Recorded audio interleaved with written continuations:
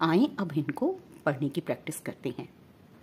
अब हम अलिफ मद्दा और खड़ी जबर के साथ जो है हरूफ उनको पढ़ते हैं। ठीक है, ये कौन से हरूफ हैं?